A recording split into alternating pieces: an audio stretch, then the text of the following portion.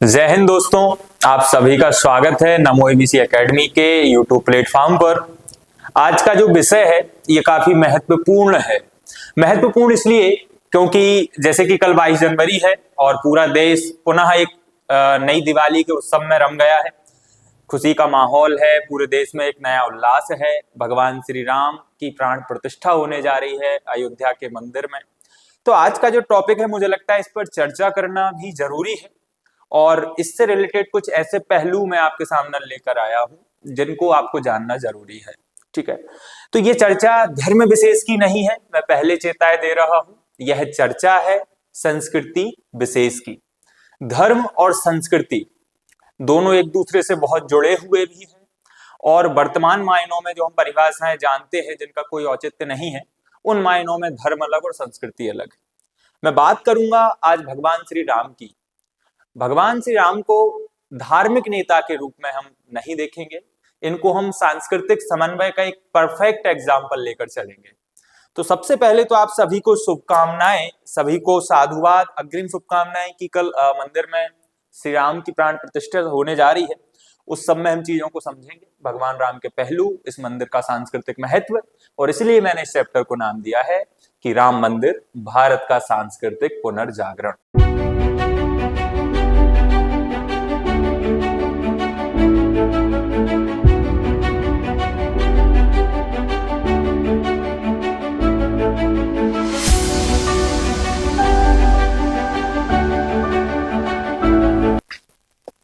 सबसे पहले हम चर्चा कर लेते हैं भारत में मंदिर स्थापत्य की, क्योंकि मंदिर को ही बात हो रही है। तो दोस्तों, भारत में मंदिर की 3 शैलियां जो हैं उनका पार्श्व दृश्य मैं आपके सामने लेकर आया हूं। सबसे पहले जो नागर शैली है, तो नागर शैली की हम बात करते हैं, ध्यान देंगे यहां पर। नागर आर्ट ऑफ आर्किटेक्चर, ये कश्मीर से लेकर विंध्य पर्वत तक हमें इसका पूरा का पूरा रीजन देखने को मिलता है। मध्य प्रदेश के विंध्य सेक्टर में आपको जितने भी मंदिर मिलेंगे उन सबका आर्किटेक्चर नागर आर्किटेक्चर कहलाता है। ठीक है, जो उत्तर भारत में प्रचलित है मंदिर निर्माण का जो है। दूसरा, उसके बाद में बेसर शैली चलती है और बेसर शैली हमें जो है विंध्य क्षेत्र से लेकर कृष्णा घाटी तक के रीजन में देखने को मिलती है, इसे हम बेसर शैली कहते हैं। और उसके बाद में दक्षिण भारत में जो आपको मंदिर की शैली मिलेगी, अर्थात कृष्णा घाटी से लेकर कन्याकुमारी तक के जो मंदिर पाए जाते हैं, उनकी जो शैली है वो द्राविड़ शैली कहलाती है मित्रों। तो यहां पर आप समझो कि उत्तर भारत में नागर शैली के मंदिर प्रचलित हैं और दक्षिण भारत में द्राविड़ शैली के मंदिर प्रचलित हैं। इन दोनों का मिला हुआ रूप, अर्थात कुछ गुण जिस मंदिर में द्राविड़ शैली के हो और कुछ स्टाइल जो आर्किटेक्चर है, आर्ट ऑफ आर्किटेक्चर है, वो बेसर शैली का, नागर शैली का हो, तो नागर और द्राविड़ का मिश्रण कहलाता है बेसर। ठीक है, इसे हम बेसर शैली कहेंगे। और उसके बाद में ये जो वर्तमान में राम मंदिर है, इसके बारे में हम देखते हैं चीजों को कि ये जो राम मंदिर है एक्चुअल में ये कैसा है। तो ये राम मंदिर नागर शैली में बना हुआ है और नागर शैली का 21वीं शताब्दी का 2023 में ये बनने वाला, 24 में बनने वाला मंदिर दुनिया का सबसे परफेक्ट एग्जाम्पल है नागर शैली का। नागर शैली के यदि कुछ और एग्जाम्पल आपको देखने हो तो आप खजुराहो जाओ, और खजुराहो में आप भगवान जो शिव को समर्पित एक मंदिर है जिसे कंदरिया महादेव मंदिर कहते हैं, उसे आप जाकर देख सकते हैं। तो कंदरिया महादेव मंदिर बहुत ही परफेक्ट एग्जाम्पल माना जाता है। और भी जैसे आप जाते हो राजस्थान जाओ तो राजस्थान में गुरु शिखर पर आपको जो जैन टेम्पल देखने को मिलेगा वो बहुत अच्छा एग्जाम्पल है नागर शैली का। तो ये नागर शैली का मंदिर बहुत ही खूबसूरत मंदिर है और इस तरीके से भगवान श्री राम का जो है मंदिर अयोध्या में बन रहा है। 21वीं सदी का सबसे बेहतरीन संरचनाओं में से एक और भारतीय संस्कृति का एक अनोखा आपको रूप यहाँ पर देखने को मिल रहा है। अभी हम कुछ और मंदिर की बात करेंगे, प्राचीन भारत में मंदिरों की शुरुआत उसको लेकर चलेंगे। तो देखो, जो नागर शैली है, नागर शैली की शुरुआत होती है मित्रों भारत में गुप्ता पीरियड से।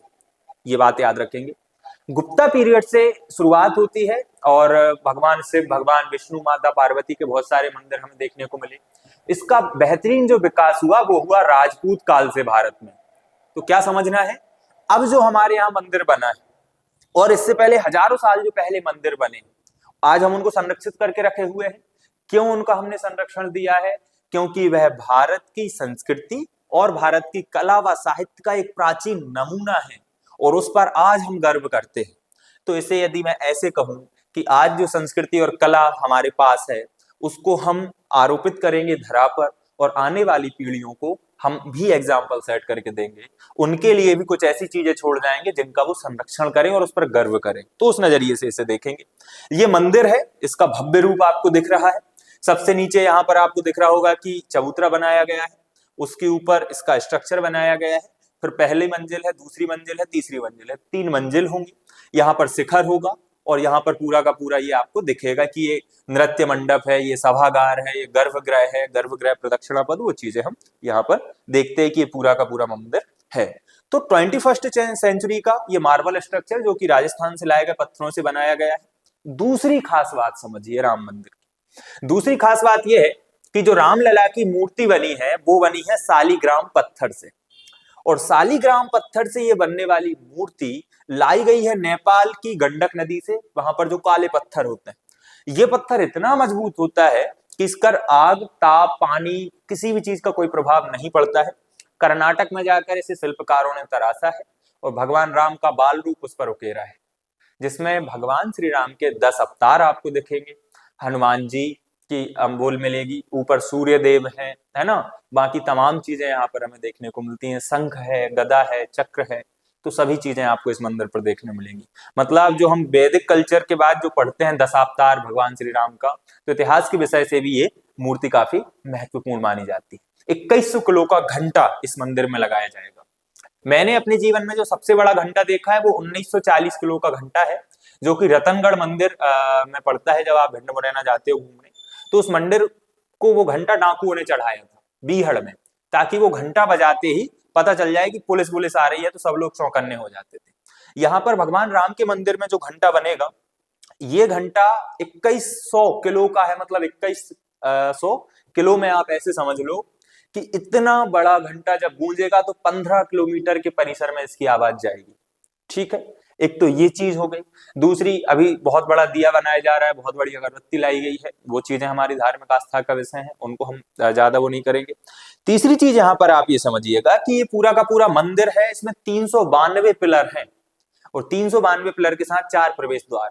ठीक है, यहाँ पर पंचायतन शैली के मंदिर में आप देखो तो आपको अन्नपूर्णा मंदिर, भगवान श्री हनुमान जी का मंदिर है, शिव गौरी का मंदिर है, पूरे प्रदक्षिणा पद में आपको मिलेंगे। प्रदक्षिणा पद का महत्व क्या होता है? दार्शनिक शैली में माना जाता है कि संसार का केंद्र एक मेरु पर्वत है, और हम उस मेरु पर्वत का लगा रहे हैं चक्कर। एक समस्त ब्रह्मांड के केंद्र में मेरु पर्वत होता है, जिसका पूरा ब्रह्मांड चक्कर लगा रहा है। ये दार्शनिक परंपरा मानती है, मैं नहीं कह रहा ये बात। तो इसमें जब हम मंदिर के प्रदक्षिणा पथ में जाकर चक्कर लगाते हैं, तो उस प्रदक्षिणा पथ में मतलब हम अपनी ऊर्जा को ब्रह्मांड की सुप्रीम जो पावर है उससे कनेक्ट करने की कोशिश करते हैं। ठीक है, तो राम मूर्ति की यहाँ पर हमने बात की, शिखर की बात की, अन्नपूर्णा की बात की। अब थोड़ा प्राचीन भारत के मंदिर पर चलते हैं। तो राजा राम जो राजा राज चोल थे, इनके द्वारा बृहदेश्वर मंदिर का निर्माण किया था, और यह बृहदेश्वर मंदिर बहुत ही परफेक्ट एग्जाम्पल माना जाता है, एक अजूबा माना जाता है, क्योंकि इसका जो शिखर है ना दोस्तों, ये शिखर लगभग 20 से 25 टन का ये शिखर है। 20 से 25 टन का इतना मजबूत, इतना विशाल का शिखर इस मंदिर के ऊपर कैसे पहुंचाया गया होगा। और मंदिर की जब आप लेंथ देखेंगे तो बिल्कुल आपको किसी प्रकार का झुकाव, 0 डिग्री का भी, 0.1 डिग्री का भी झुकाव नहीं, बिल्कुल सटीक सीधी लाइन में ये आपको शिखर दिखेगा।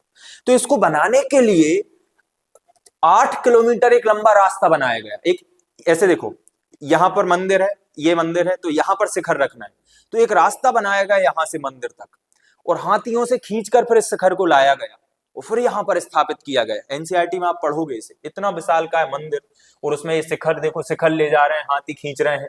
तो ये एक स्लोप वाला रोड बनाया गया और उस पर हाथियों के द्वारा इसको चढ़ाकर, इसके बारे में पढ़िएगा आप। तो ऐसे शुरुआत में जब हमारे पास मशीनरी नहीं थी, तब ऐसे जो है मंदिरों का निर्माण किया गया। तभी तो इतने विशाल मंदिर है, इनको देखते ही हमारी आंखें चकाचौंधिया जाती हैं कि कैसे इनका निर्माण हुआ होगा। तो इस मंदिर पे ये जो है पूरा का पूरा शिखर है, 196 फीट ऊपर है, और इसका एक्यूरेट वेट शायद 8 टन है। सॉरी, शायद मैं 40 टन बोल गया, 8 टन है। एक बहुत ही फेमस इतिहासकार हुए हैं फर्ग्यूसन। तो बृहदेश्वर के मंदिर को देखकर फर्ग्यूसन कहते हैं कि चोल कलाकारों ने राक्षसों की तरह इन पत्थरों को तराशा था, और जोहरियों की तरह इन पत्थरों को सोचा इन्होंने। मतलब राक्षसों की तरह सोचा और जौहरियों की तरह तरासा गया है इस पूरे के पूरे मंदिर को। तो ये अपने आप में बड़ी अद्भुत बात कहते हैं जौहरी। अब बात करेंगे कि भारत में जो हमारे भगवान श्री राम है, इन भगवान श्री राम को एक कल्चरल सिंबल के रूप में देखेंगे और साथ ही कैसे इनको समझना है। तो देखो, लॉर्ड जो राम है ये कल्चरल सिंबल है, हम इनको धार्मिक नेता नहीं मानते, ठीक है। और जो हिंदू स्पिरिट रिवाइवल है वो हमें अभी देखने को मिल रही है, तो उसको अन्यथा नहीं लेना है। मैं बात हिंदू मुस्लिम की नहीं कर रहा हूं, नहीं तो वही बात हो जाए कि आए थे हरि भजन को ओटन लगे कपास। तो मेरा मतलब यहाँ पर हिंदू मुस्लिम से परे इस संस्कृति का समन्वित रूप जो इस मंदिर के माध्यम से की चीजों के माध्यम से हम समझ सकते हैं, ठीक है। ऐसा नहीं है कि भगवान राम जो है हिंदू रिवाइवल है या फिर केवल हिंदू लीडर है, ऐसी चीज नहीं सोचना है। और इनका नेशन बिल्डिंग के रूप में क्या इंपोर्टेंस है उसको हम समझेंगे। तो समझना कि भारत में लगभग लगभग जब 8वीं शताब्दी में इस्लाम का आगमन शुरू हुआ, तो इस्लाम के आगमन से ही इन चीजों में हमें समन्वित संस्कृति अर्थात कंपोजिट कल्चर देखने को मिलता है। अब ये जो समन्वित संस्कृति है इसको आप ऐसे समझो कि भगवान श्री राम का एक्चुअल में जो एक प्रकार से हम उनको जानना शुरू करते हैं 4वीं-5वीं शताब्दी में रामायण की रचना होती है। तो रामायण की रचना वाल्मीकि जी ने की, संस्कृत भाषा में की। अब यहाँ पर क्या हुआ, उससे पहले चलता था वैदिक कल्चर। तो वैदिक कल्चर और पौराणिक कल्चर दोनों थोड़े से अलग अलग हैं, क्योंकि वेद पुराने हैं, फिर उनको पढ़ पढ़कर जो सनातन परंपरा फैली, उसके बाद ब्राह्मणों ने पुराणों की रचना की। तो वेद और पुराणों में कई चीजों में गतिरोध है, या हम कह सकते हैं कि विरोधाभास है। इन दोनों के बीच में सेतु का काम करती है रामायण। कैसे सेतु का काम करती है? देवदत्त पटनायक एक बहुत महत्वपूर्ण बात यहाँ पर कहते हैं। वो कहते हैं कि जब बुद्धिज्म भारत में इसका प्रसार हो रहा था, बौद्ध धर्म का, तो बौद्ध की जो जातक कथाएं हैं, 550 जातक कथाएं हैं बुद्ध धर्म की, जिनमें 550 उनके जन्मों का वर्णन। तो इनको पढ़ पढ़कर लोग इतने इन्फ्लुएंस हुए कि बहुत सारे लोग बहुत ज्यादा बुद्धिज्म को फॉलो करने लगे। लेकिन यहाँ पर हमारे पंडितों ने भी देखा कि बहुत सारे लोग हिंदू धर्म को छोड़ रहे हैं और बुद्धिज्म को फॉलो करने लगे हैं। तो इनके पास उपकरण आया भगवान श्री राम। तो इन्होंने राम की कथाएं कहना शुरू किया, राम के ऊपर गीत लिखे, सामान्य भाषा में राम को लोगों को समझाया, कृष्ण को समझाया। और इसका प्रभाव ये हुआ कि राम और कृष्ण की कथाओं ने लोगों को इतना प्रभावित किया कि जो लोग बुद्धिज्म को फॉलो करने लगे थे वो फिर से हिंदू धर्म से जुड़ते हैं और इसकी गरिमा महिमा को समझते हैं, और फिर से चीजें जो है हिंदुइज्म के फेवर में आती है, ठीक है। उस एंगल से भी देखो। और साउथ में जैसे बांग्ला में ओझाकृत रामायण है, वो बांग्ला में है, उसमें कुछ लोकल कहानियां भी ऐड है। तमिल में महर्षि कंबल ने तमन रामायण लिखी है। तो और उसके साथ साथ रामायण का प्रसार ऐसा नहीं है कि भारत में ही हुआ हो, इसको आप संस्कृति के प्रसार के रूप में देखिए कि जो हमारा साउथ एशिया है, या फिर यहाँ पर हम कह सकते हैं कि भारत में एक प्रकार से जो एशिया का पूर्वी तट है, वहां पर जैसे इथोपिया है, कंबोडिया है, वहां भी रामायण का प्रचार प्रसार हुआ। उन क्षेत्रों में भी रामायण फैली, और उन क्षेत्रों में रामायण किस प्रकार फैली कि वहां की लोकल कंडीशंस के हिसाब से उन्होंने रामायण की कहानी को बदला और अपने में ढाल लिया। तो आज वहां भी दीपावली मनाई जाती है, कई प्रकार के जो है सांस्कृतिक गतिविधियां वहां पर होती हैं, तो वो चीजें भी हैं। और नॉर्थ बेल्ट में रामायण का प्रसार कैसे हुआ ये अब सभी जानते हैं। संस्कृत भाषा काफी टफ भाषा थी उस समय। नॉर्थ इंडिया में सभी को संस्कृत भाषा नहीं आती थी, पढ़े लिखे बुद्धिजीवी या ब्राह्मण लोग ही समझते थे। लेकिन जब श्री रामचरितमानस की रचना की तुलसीदास जी ने, तो आम लोगों की भाषा में रामायण का प्रचार प्रसार हुआ।